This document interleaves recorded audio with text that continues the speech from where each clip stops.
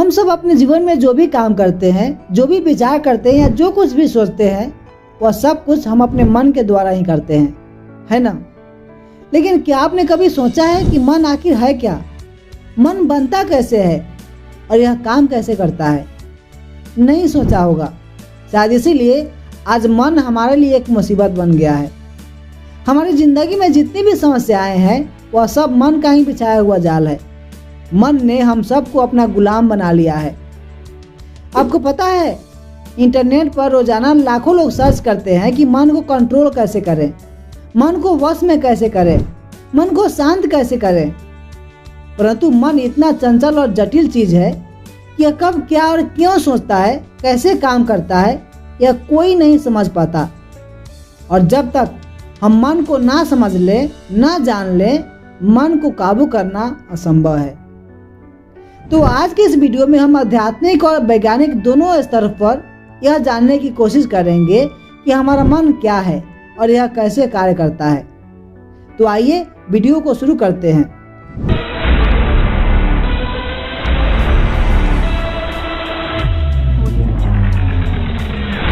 देखिए, हमारा मन जो है वो हमारे ब्रेन का एक हिस्सा है जो प्रत्यक्ष रूप से दिखाई तो नहीं देता, लेकिन अदृश्य रूप से यह हमारे ब्रेन से जुड़ा होता है। अगर हम ब्रेन को एक कंप्यूटर का हार्डवेयर समझे तो मन उसका सॉफ्टवेयर है जो कंप्यूटर को आदेश देकर किसी कार्य को पूरा करवाता है। मन की पूरी कार्य प्रणाली हमारे ज्ञान इंद्रियों के सहयोग से संचालित होती है। जैसा कि आप जानते हैं कि हमारी 5 ज्ञान इंद्रियां होती है: आँख, कान, नाक, जीभ और त्वचा। इसके द्वारा हम जो कुछ भी देखते हैं, सुनते हैं या महसूस करते हैं, वह जानकारी मेमोरी तक पहुंचती है।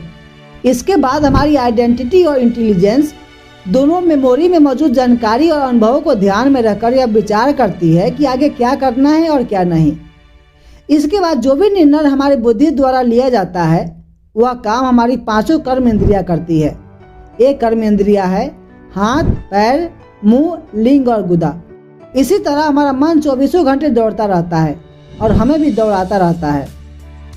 तो योग विज्ञान के अनुसार मन के 16 आयाम होते हैं, जिन्हें मुख्यतः 4 श्रेणियों में बांटा गया है: चित्त यानी कॉन्शियसनेस, अहम यानी आइडेंटिटी, मनस यानी मेमोरी, बुद्धि यानी इंटेलिजेंस। मन के यह 16 आयाम केवल हमारे मस्तिष्क में ही नहीं, बल्कि हमारे पूरे सिस्टम में होते हैं, हमारे शरीर की प्रत्येक कोशिका में, जिसमें याददाश्त के 8, बुद्धि के 5, अहम के 2 और चित्त के 1 आयाम शामिल होते हैं। तो आइए अब हम सबको बारी बारी से समझते हैं। सबसे पहले चित्त से शुरू करते हैं, क्योंकि जब हम इस दुनिया में आते हैं तो सबसे पहले हमारे मन का यही हिस्सा विकसित होता है। चित्त स्मृति रहित मन है, यानी कि बिल्कुल शुद्ध मन। महान दार्शनिक अरस्तु ने इसे आत्मा भी कहा है। यह मन एक कोरे कागज की तरह होता है, बिल्कुल साफ और स्वच्छ। इसलिए बचपन में हम बिल्कुल निष्कपट और निर्दोष होते हैं। मन का यह आयाम ब्रह्मांडीय बुद्धिमत्ता से संचालित होता है। यह हमारी सांसें चलाता है, ब्लड फ्लो कराता है, पाचन क्रिया को अंजाम देता है और हमारे शरीर का विकास भी करता है, और सब कुछ ऑटोमेटिक रूप से होता है। यह मन स्मृति से कार्य नहीं करता, यह बस काम करता है। चित्त हमारे मन का पहला और अंतिम बिंदु है जो हमारे अस्तित्व से जुड़ा होता है। मन का दूसरा हिस्सा है मनस यानी स्मृति। यह हमारे मन का वो पहलू है जो हमसे जुड़े सभी याददाश्त को संग्रहित करके रखता है। हमारी इस बाहरी दुनिया में जो कुछ भी हमारी इंद्रियों से टकराता है, दृश्य, आवाज, संवेदन, स्वाद या गंध, जो भी हमारी इंद्रियों का स्पर्श करता है, वह हमारे मन की मेमोरी में इकट्ठा हो जाता है। हमारी मेमोरी में वह सब जानकारी और अनुभव है जो हम सब ने अपने मन में इकट्ठा किया है। मन का यह हिस्सा उन सामाजिक, धार्मिक और सांस्कृतिक स्थितियों से विकसित होता है जिसमें हम पले बड़े होते हैं, जिस वातावरण में, जिस माहौल में हम पले बड़े होते हैं।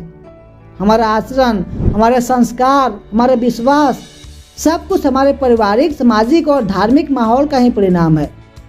इसीलिए हमारे ऋषि मुनियों ने सत्संग पर इतना जोर दिया है, क्योंकि हमारे मन का स्वभाव हमारे आसपास के माहौल के अनुसार ही ढलता है। इसलिए यदि आप भी एक शुद्ध और स्वच्छ मन चाहते हैं तो अच्छे माहौल में रहने की कोशिश करें, अच्छी किताबें पढ़ें और बुरी संगति से दूर रहें, क्योंकि यदि एक बार आपकी स्मृति में बुरी चीजें संग्रहित हो गई तो आप चाहकर भी उन्हें निकाल नहीं पाएंगे। हमारी स्मृति के 8 आयाम होते हैं जो हमारे मन के चेतन और अचेतन तीनों तलों पर स्थित होते हैं। ये 8 आयाम इस प्रकार हैं। अंतर्निहित स्मृति, यह हमारे अचेतन में मौजूद एक प्रक्रियात्मक स्मृति है जो हमें पिछले अनुभवों के प्रति सचेत जागरूकता के बिना कुछ कार्य करने की अनुमति देता है, जैसे गाड़ी कैसे चलानी है और जूते का फीता कैसे बांधना है। संवेदी स्मृति, संवेदी स्मृति एक प्रकार की अवास्तविक स्मृति होती है। जब भी हम कोई गतिशील वस्तु को देखते हैं तो हमारा आँख हमारे दिमाग को छवि को संकेतों के रूप में भेजता है, परंतु वस्तु के गति में होने के कारण बहुत अधिक संकेत दिमाग को मिलता है और दिमाग समझने के लिए उन संकेतों को सरल कर देता है, जिससे कोई भी वस्तु हमें अधिक गति के समय लंबी और रेखा के रूप में दिखाई देती है। इसी स्मृति के द्वारा रात के समय लाइट की रोशनी में तेज रफ्तार से हम गाड़ी चला पाते हैं। मांसपेशीय स्मृति, किसी कार्य को किसी मांसपेशी की सहायता से कई बार लगातार करने पर उस मांसपेशी को वह कार्य याद रह जाता है और हमें उस कार्य को करने के लिए सोचना नहीं पड़ता, क्योंकि यह कार्य हमारी मांसपेशी अपने आप कर लेती है।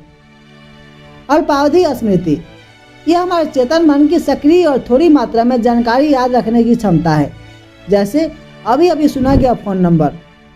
वैज्ञानिक प्रयोगों के अनुसार अल्पावधि स्मृति अधिकतम 18 सेकंड के लिए सक्रिय रहती है। दीर्घकालीन स्मृति, यह हमारे अचेतन मन का हिस्सा है।